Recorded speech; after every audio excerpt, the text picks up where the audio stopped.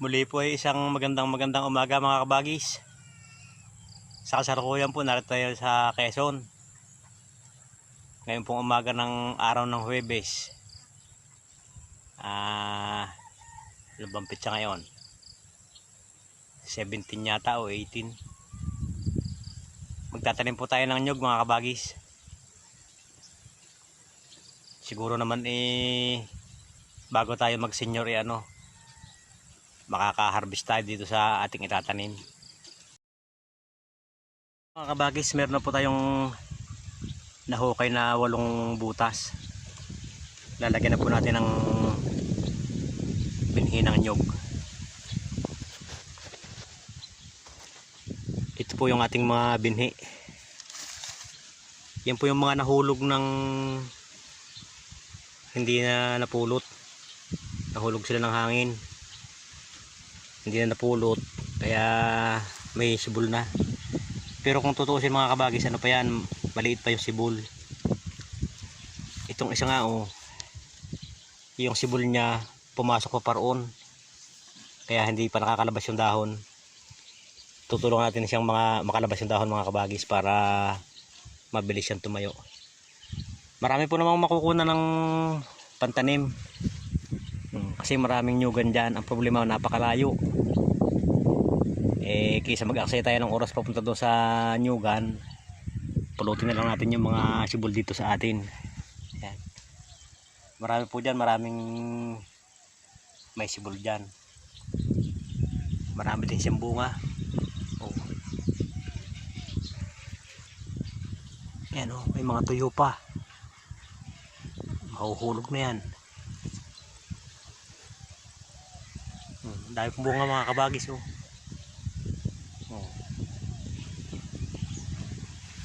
dilim.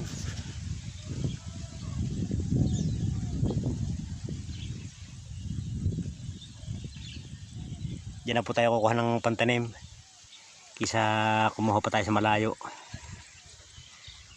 Ayan mga kabagis, at ipakikita ko sa inyo mamaya pagka napalabas natin yung dahon. Kasi po pagka hindi natin siya tinulungang lumabas, matagal siya bago makalabas. Nakasuksok kasi dun yung niya, dahon papunta dun, kaya tutulong natin siya makalabas. Ayan po, kung makikita nyo, nakalabas na yung dahon nya. Tuloy-tuloy na po yan mga kabagis. Kasi kung hindi natin tinanggal, matagal pa bago siya makalabas dyan. Hindi katulad ditong mga ganito, antimano nakalabas na. Mabilis na po yan. Tara mga kabagis, ating itanim. Ayan, ito na po yung ating hinukay. Ayan. Ganyan lang po mga kabagis hindi natin masyadong ilulubog. Kasi pagka tinabunan natin lahat, mahihirapan yung dahon niya. Mahihirapang lumabas, saka baka mababad ng tubig. Pagka panahon ng tag-ulan, mabubulok po yan. Kaya ganyan lang, labas yung kalahati halos.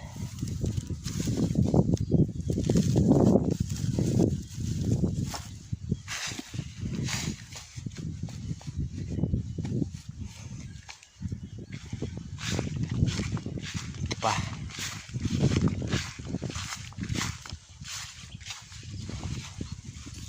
Ito pa, yan. Ganyan lang. Ha? Hindi.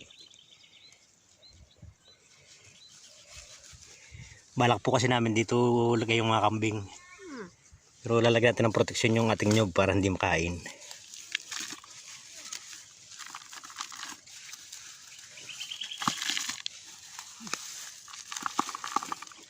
Lalagyan natin ng karatula yung ating tanim. Lalagyan natin ng signage. Bawal kainin. Bata pa. Para hindi kayo ng hayop.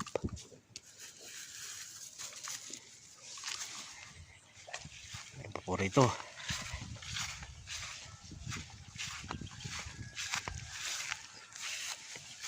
Ito.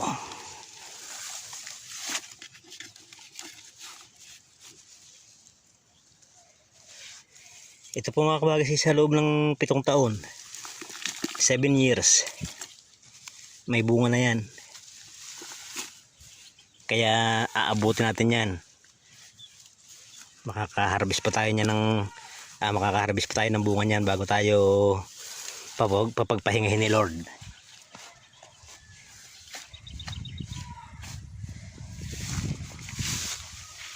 Nagawa po tayo ng 8 butas mga kabagis.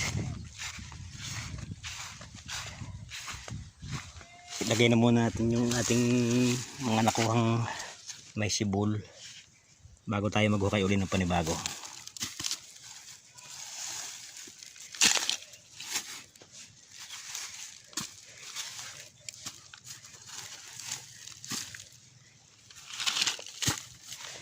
Yan. Meron po isa dito.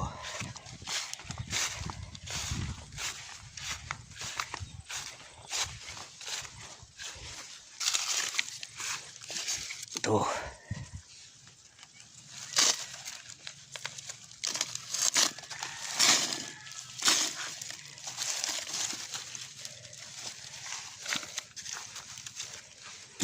Ayan mga kabagis, palatandaan ng may tumira dito sa lugar na ito. Ayan o, may seashell. Seashell siya na ano na, durug-durug na. Malaking shell po itong klaseng ito.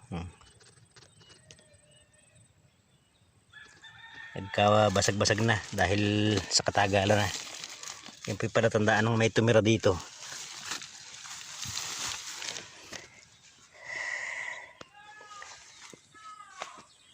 Dito pa mga kabagis, meron pa tayong isa rito. Yung ating tinulungang makalabas sa balat. Dito natin ilalagay. Yan. Sa lilim ng puno ng bayabas. Oh, palatandaan talaga mga kabagis na may tumira oh. May putol na hanger.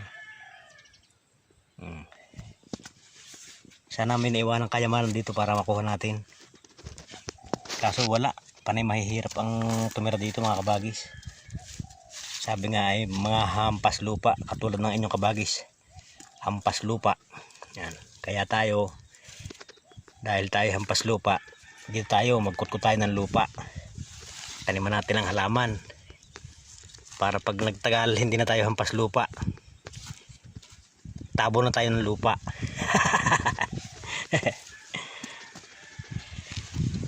Ayan, hahanap po tayo ng pananim mga kabagis at yung 8 butas ay nalagyan na natin.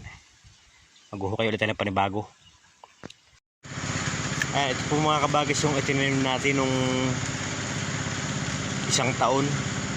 Ganyan na po sa kalaki oh, 1 taon pa lang.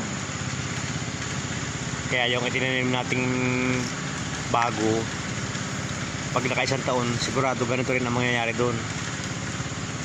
Malusog po ang nyug mga kabagis oh. Ayan oh. 1 taon pa lang yan. Kaya lang medyo maraming damo. Ayan oh. Kailangan natin itong hawanan. Hawanan natin yung puno, kahit yung puno man lang, para maka sip-sip ng tubig ang mga ugat. Ito po sa loob ng 7 taon na yan oh. May bunga ng paunti-unti yan.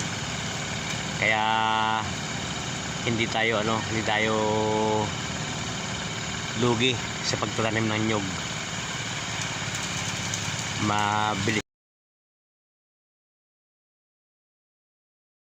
Hanggang sa muli po mga kabagis. At medyo napapagod ang inyong abang lingkod. Tayo po muna yung papahinga at marami-rami na rin naman yung ating naitinim na niyog. Hanggang sa susunod po, dadalawin ulit natin yung ating mga itinanim niya kung gaano kalaki ang ilalaki nila. Maraming salamat po sa mga nanonood at shout out sa lahat ng viewers at sa lahat ng subscribers. Shout out po sa inyo. Mag-ingat po